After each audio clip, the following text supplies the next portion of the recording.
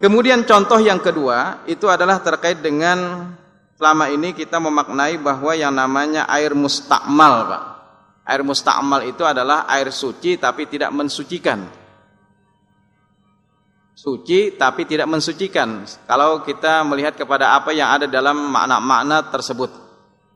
Sehingga ada juga yang berpendapat bahwa supaya air itu tetap suci walaupun misalnya ada sesuatu yang jatuh di dalamnya, maka para ulama menetapkan adanya dua kulah. Dan ini menurut keterangan hadis tentang dua kulah itu ada di dalam beberapa kitab. Tetapi ada juga yang melemahkannya, mendhaifkannya. Misalnya di dalam Fiqh Sunnah, Syekh Sabiq melemahkan hadis ini. Kemudian di dalam kompilasi hukum-hukum Islam, Hasbi As-Siddiqi juga melemahkan hadis yang menyebutkan tentang dua kulah ini. Tetapi menurut Imam Albani bahwasanya hadis ini adalah hadis sahih. Itu adalah hanya sekedar ihtiyat. Tetapi bukan dalam artian bahwa pada saat kita berwudu maka harus sebanyak dua kulah. Sedikit pun dari air yang kita gunakan, seandainya itu adalah cukup bagi kita untuk berwudu, maka itu bisa kita gunakan untuk berwudu atau juga untuk mandi janabah. Jadi walaupun misalnya hanya seember saja, yang itu adalah cukup bagi kita untuk bersuci, maka sesungguhnya itu diperbolehkan. Kemudian apakah air yang sudah terkena atau bekas atau sisa-sisa dari air tersebut tidak boleh lagi kita gunakan? Yang selama ini pemahaman kita bahwa yang dinamakan dengan mustakmal itu adalah suci tapi tidak mensucikan.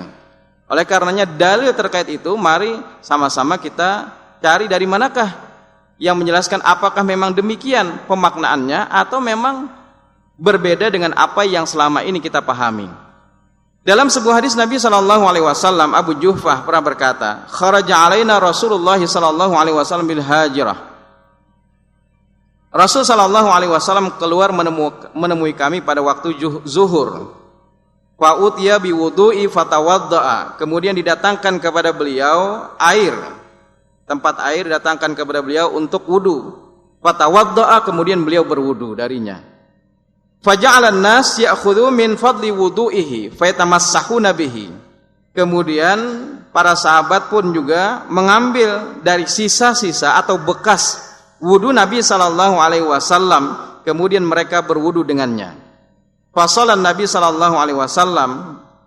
Kemudian Nabi sallallahu alaihi wasallam salat karena pada saat itu adalah dalam safar perjalanan, kemudian Nabi menjamak dan mengqasar salat beliau ila akhiril hadis. Dari hadis ini sebenarnya ada dua hal yang bisa kita ambil. Jadi dalil ini menjadi rujukan bagi kita. Pertama adalah pada saat itu Nabi SAW dibawakan air, Pak. Dibawakan air. Mana mungkin kalau dibawakan air itu banyaknya dua kulah. Membawa banyak dua kulah kayak apa, Pak? Pasti yang dibawa pada itu tidaklah sebanyak itu. Mungkin beberapa gayung, atau mungkin tempat kendi atau yang kecil yang pada saat itu dibawa oleh sahabat untuk Nabi SAW berwudu.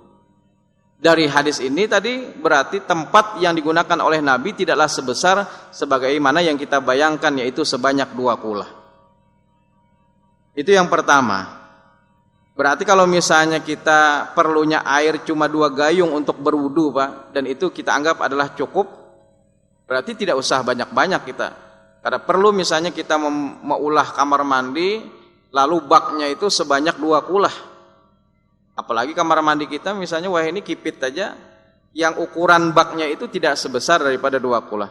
Ember sekalipun, ember kecil misalnya, yang kita gunakan untuk mandi, kemudian kita gunakan juga untuk bersuci, sesungguhnya itu adalah sesuatu hal yang dibolehkan. Yang kedua adalah dari hadis ini mengandung hal yang di situ kita bisa mengambil iktibar bahwa yang dinamakan mustakmal itu adalah air yang bekas tadi kan, sisa, Pak, atau mungkin kena percikan daripada wudu kita. Kita membasuh tangan, kemudian kena percikannya lalu masuk kembali ke tempat atau wadah tadi. Yang di sini disebutkan bahwasanya para sahabat pun faja'alan nas ya'khudhu min fadli wudu'ihi fayatamassahuna bihi. Jadi para sahabat mengambil sisa atau bekas dari wudu Nabi sallallahu alaihi wasallam, kemudian mereka berwudu dengannya. Sisa. Kalau sahabat saja melakukan yang demikian, berarti ini adalah merupakan suatu contoh bagi kita, Pak, bahwa yang namanya air bekas atau sisa atau hanya percikan saja, maka sesungguhnya ini disebut sebagai mustakmal. Tetapi makna daripada mustakmal itu yang mungkin perlu kita revisi.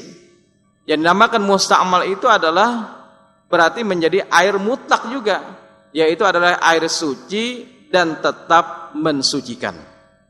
Bahkan Ibnu Khuzaimah mengatakan di dalam kitab beliau bab ibahatul wudu'i bil ma'il mustakmal, tentang bolehnya kata beliau berwudu dengan air mustakmal.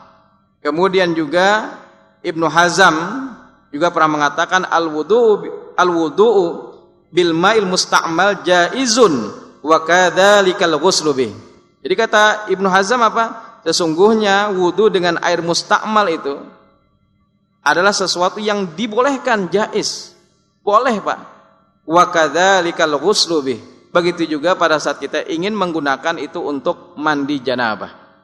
Jadi kalaupun misalnya kita gunakan seember aja untuk berwudu kita, kemudian kena lagi masuk misalnya percikannya ke dalam tempat wudu tadi, atau pada saat kita mandi janabat kemudian pada saat itu kena lagi percikannya masuk ke dalam tempat itu, maka sesungguhnya ini adalah suatu hal yang dibolehkan di dalam apa yang ada di dalam hadis Nabi sallallahu alaihi wasallam.